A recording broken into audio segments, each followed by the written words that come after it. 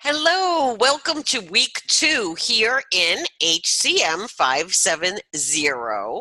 And this week we are learning about studying about data quality. And in healthcare, this is so incredibly important because, of course, if the data itself does not have the right characteristics, then we can't necessarily trust it. And then what good is it? So that's exactly where I'd like to start off today and talk about the 7 data quality characteristics that are very important to ensuring that as we are professionals overseeing health information management and health informatics, which is just health information and technology combined, that we have to make sure that we're starting out with trustworthy foundational data. Okay, so I want to go over these 7 characteristics because some of them may not be so easy to really understand what they are. So the first is accuracy, and I think that's one of the ones that's pretty straightforward. It means no errors, no typos, no misinterpretations. It's also known as validity. And so again, we have on occasion multiple terms used to mean the same thing. But I think accuracy is something that we can all identify with, understand, and definitely demand when it comes to the data that we are managing, whether it's for a one physician office or a huge hospital conglomerate. Okay. Also, the next characteristic is accessibility, because the data must be available to those who need it when it is needed. And those of you who have learned about HIPAA's security rule, you will know that this is the foundational concept of HIPAA. It is that we must protect the information that we have control over and make sure that it is protected from those who should not see it, who do not have a right to see it. At the same time, it must be instantaneously accessible to those who need it when it's needed. Okay, we can't have a physician in an emergency room having to go 3 layers of authenticity to get information about the patient. He's got to have it, or she's got to have it immediately. At the same time, we can't have just anybody have access to this information that we are required to protect both legally and ethically. The third quality characteristic is completeness. And that makes sense, right? Because if we don't have the whole story, if we don't have all the details, then we are open to misinterpretation. We are open to actually using the data in the wrong way, whether it's going ahead and identifying an incorrect treatment plan or reducing reimbursement or something else. And I'll give you a great example, is if the patient has been diagnosed with pneumonia. Now, most of you should know by now that you're in your master's degree program that pneumonia is not a complete diagnosis. Not at all. And there are major problems with not knowing what kind of pneumonia. Is the organism or the pathogen bacterial, viral, fungal? We also need to know, is it community acquired or hospital acquired? There's a lot of information that we need to know that goes far beyond that single word pneumonia. Okay, this is also known as comprehensiveness, which is a synonym for completeness. But remember that just partial information is not sufficient. and can sometimes do more harm than good. So this is something that you want to make certain we are educating and demanding of our staff, including the clinicians. Okay. All right. The fourth quality characteristic of data is consistency. We must be able to rely on the information, that it's credible, that it's trustworthy. And I know that some of you will note some of my feedback on your week 1 critical thinking assignments to alert you to the fact that, excuse me, when you use a commercial website, you absolutely must qualify it. You must vet it, because you have to make sure that this is coming from a trustworthy source. Commercial websites may be very reliable, but they're not automatically reliable, like a .gov or even a .edu. Excuse me, I'm trying to open this cough drop. I apologize. So I want you to be very cautious about using commercial websites. I am not saying no commercial websites can be trusted. I am saying commercial websites cannot be assumed to be trustworthy just because the title of the article sounds like what you're looking for. So again, this is very important and has to do with consistency. You have to make sure that the source is reliable, that they're not putting their own spin on it, that it is the facts that you need to know and not someone's opinionated version of the facts. And if you think about it, I bet you know individuals in your life, whether it's on the job or maybe relatives, who are very good at spouting opinionated facts. Okay? All right. Timeliness. You know, I mean, knowing a patient's history is important, but knowing the patient had a fever of 102 when they were admitted 3 days ago and not knowing what their temperature is today is not helpful, right? Okay, so we must make certain that the information is current. Now, you're going to see, some of you will see notations again on your week 1 work that relate to this as well. When you are researching healthcare technology, your sources should be no more than 3 years old. That means no older than 2017. This is very important because technology, particularly technology in healthcare, moves and innovates incredibly quickly. You do not want old information. I don't want you showing up to a job interview or being at a meeting and saying something and everybody's like, well, yeah, that was 4 years ago, 5 years ago. We don't do that anymore. I mean, that's more embarrassing than not knowing at all. So expect me to be eagle-eyed to help you make sure you're paying attention to your sources, to make sure that they are consistent and credible, and to make sure they are timely, because you are graduating from here in 2020 and not 2013. Okay, interoperability. We must be able to share the data, and I know that we in the United States are really not making the progress that we wish we could with health information exchanges, but they are out there. You need to know about them. Not to mention internal interoperability.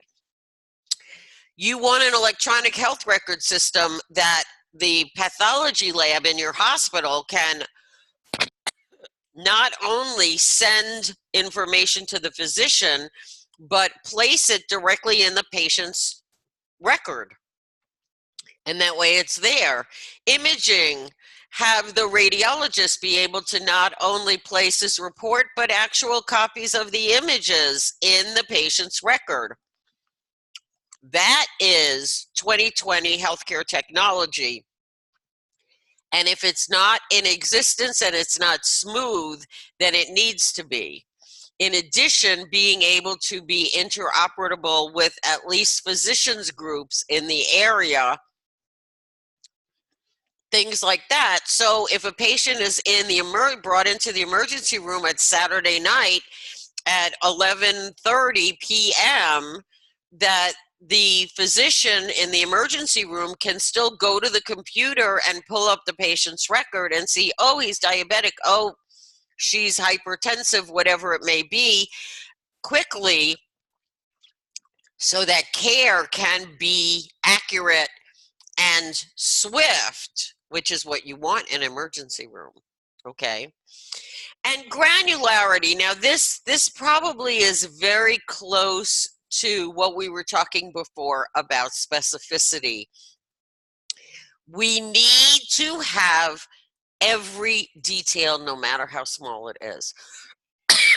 And you all need to start training yourselves, start building that habit that, excuse me, I'm so sorry, that habit of asking questions and seeking answers until there is no more detail, because you need to know. And yes, we may be on the administrative side and not the clinical side, but the fact still remains that we are the protectors of information. And if we do not do our job correctly and demand the quality that is necessary, the clinicians will not be able to do an accurate job. And you know who suffers in all of that? Number one, the patients. And I'm pretty sure you don't want that on your conscience. We are part of the healthcare team, and we bring very strong skills to the table.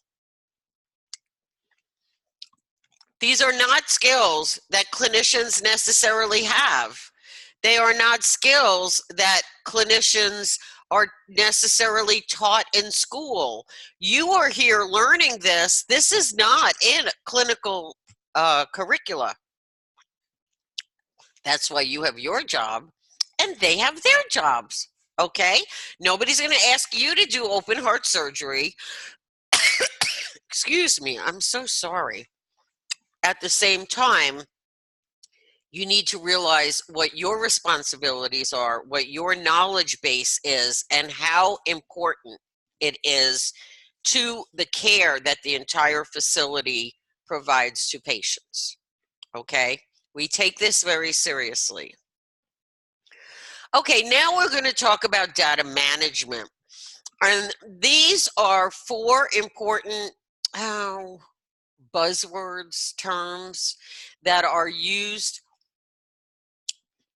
whether or not you actually sit in the information technology, technological seat. You know, they are those that work the physical systems. All right, you're going to tell right away that I'm not one of them, because I'm about to say those that write HTML and Java and C++, they are under and a part of the health information management team. But not everybody in health information management can write C++ and Java, okay? Which is why everybody has their own job. We all have things to do, but we also have to understand the terminology, because we still have to communicate with them. Data warehouse is also known as a clinical repository. It's a single database that connects multiple databases. And this is one of the magic things of technology, is that we have that wonderful search bar, okay, which in fancy talk, in the lingo, is called a query. Okay, so just like coders query physicians when information is missing, you can also query a database and say, what can you tell me about patients of this physician, or this patient with multiple physicians, or whatever it is the information is that you're looking for. A data dictionary is a single set of definitions for terms, okay? And as you saw, as we were going through the data quality characteristics terminology, that does not exist in everyday land, okay? So we have to make certain that we are what do I want to say? That we are laying down the law, we're drawing the line, and we're saying, you know what, with regard to these databases, this is always going to mean that and nothing else. There are no variations. There are no, that's what we call in the North, that's what we call in the South.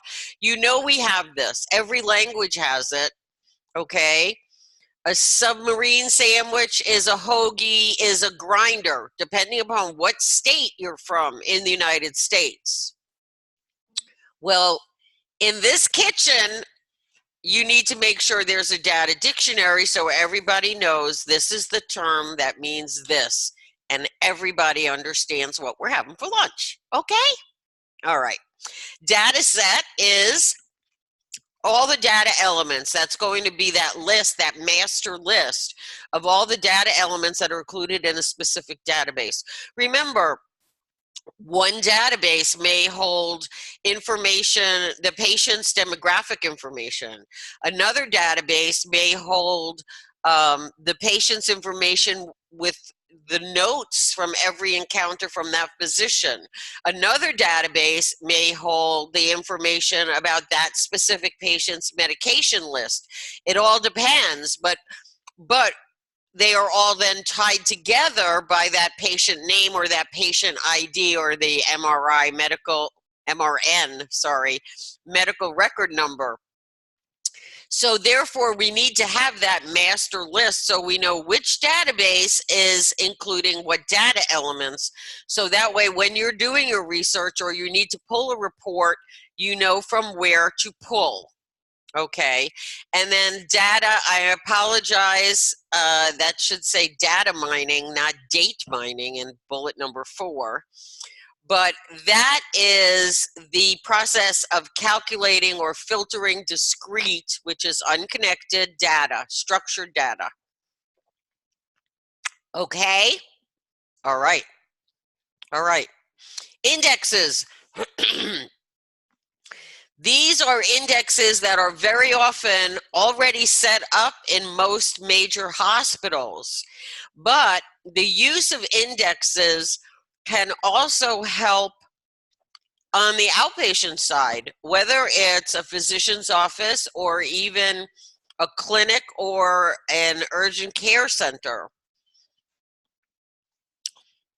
These can really help you, and especially on the administrative side, it can help really do predictive analysis as to what equipment or what special training your personnel may need or other things like that. And I want to point out that in this case, the 4th bullet that says operation index means surgical operation index. Okay. You need to learn what each of these are. I know that they're described in your textbook. You need to become familiar what each of these indexes are and do. Okay? All right. There are governmental data sets that you want to become familiar with as well. These are excellent sources for reliable, truthful, honest information that the federal government collects and can be available to you. And this will help you know what the sources you have of secondary information, and be able to reach out to the correct source. And it's all on the internet. All you need is Google and to know what you're looking for. So that's why we have these, and there are a couple more here, that MedPAR and EDMS and ORINCS. ORINCS is from the Joint Commission, and it stands for nothing. It's a made-up word. I don't know where it comes from. So, and the reason I highlight that is all the others, the abbreviations help us understand what they are, like MedPAR, Medicare, MedPAR, provider analysis, PAR, provider analysis, right? Participating provider, all right? Or EDMS, which is the initials of the actual name of it, Electronic Document Management System, and then we have ORINCS. So read, review what's in your textbook, okay? And then guess what? I am here for you to help you. Email me. I love it when students ask questions. I am here to answer your questions. If you want and we need to talk it through, fine. We can make an appointment to speak on the phone. We can do Skype. We can do Zoom. We can do FaceTime, whatever makes you happy, whatever is easiest for you. I am good with that. Okay, so just remember, I am an excellent, trustworthy, incredible source for you. And I want you to know that I'm here to help, and I really do love it when students ask questions. So please don't hesitate. And I hope you found something helpful in this presentation today. I want you to have a great day, and I'll see you in the discussion board.